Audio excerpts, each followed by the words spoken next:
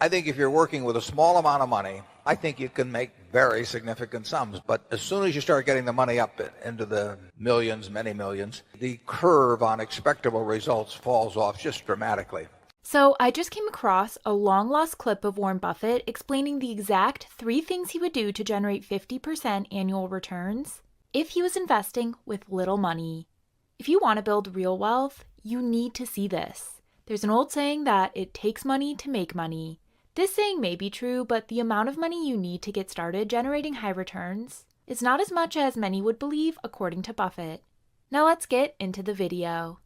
From my reading, in the years from 1956 through 69, you achieved the best results of your career quantitatively, 29% annually against only 7% for the Dow.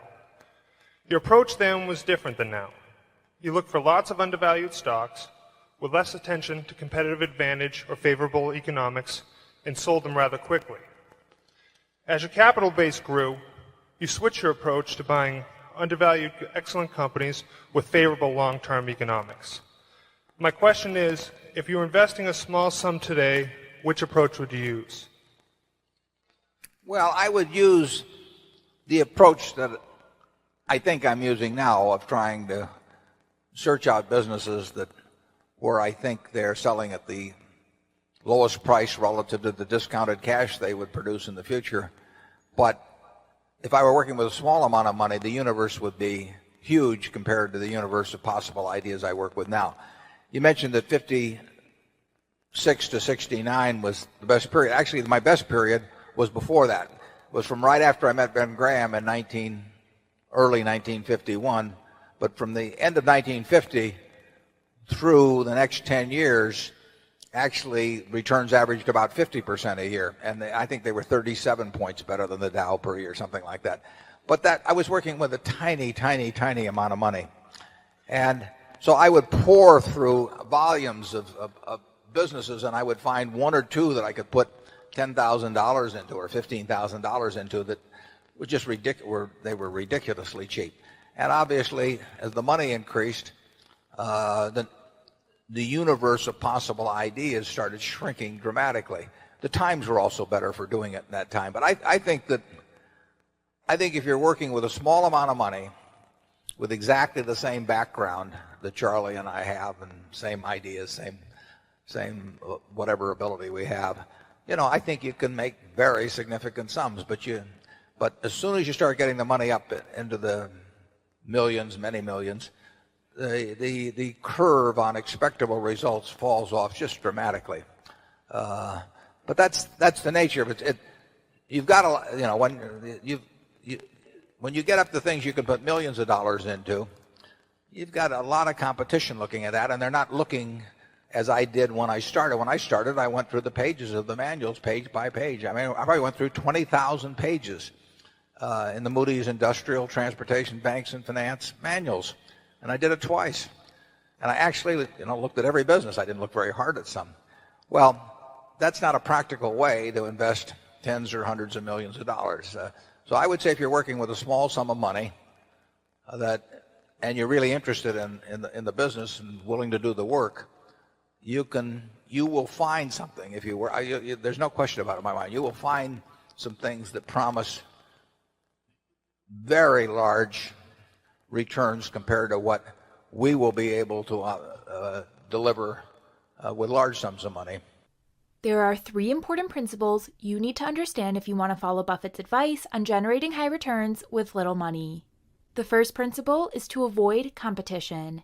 As demonstrated by Warren Buffett's net worth, investing can be extremely lucrative if done well. And as a result, it attracts the best and brightest from all across the globe.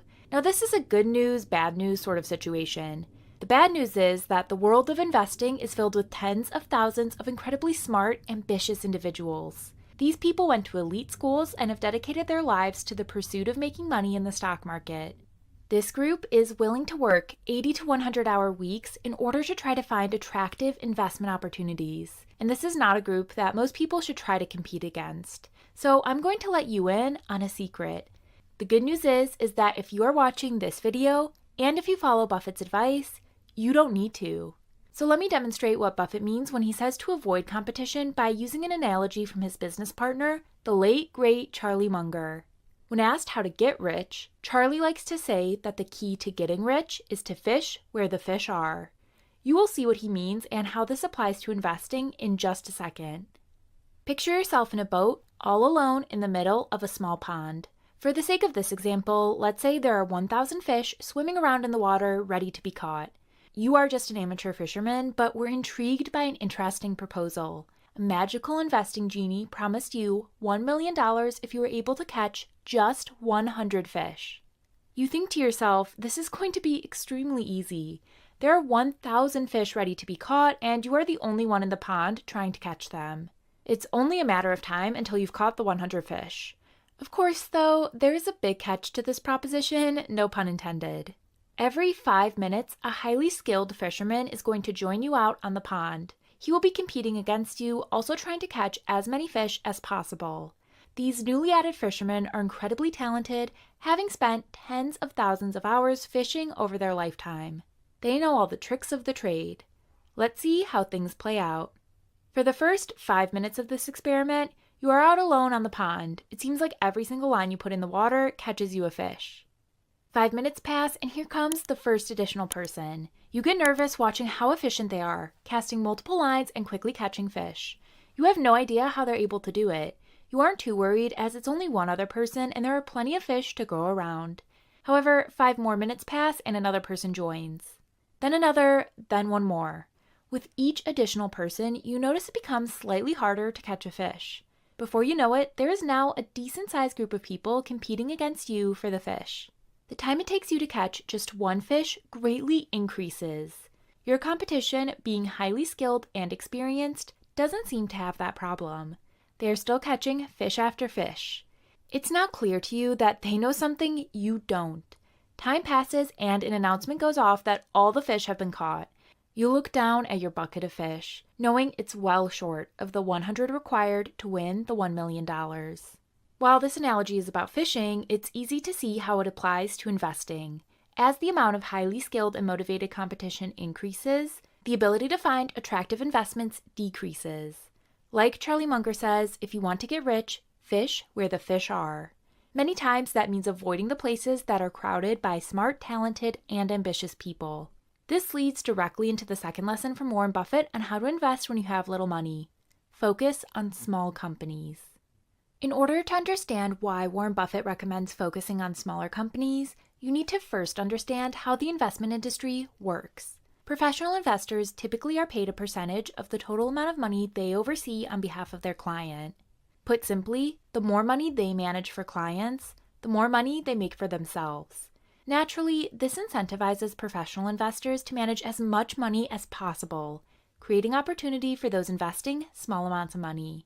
Many large investors can invest in a small or medium-sized stock even if they wanted to. Let's say there is a professional investor managing $10 billion. Just 1% of that $10 billion portfolio works out to a whopping $100 million. For a stock with a $500 million market cap, this investor would have to buy literally 20% of all shares outstanding just for the position to make up 1% of their portfolio.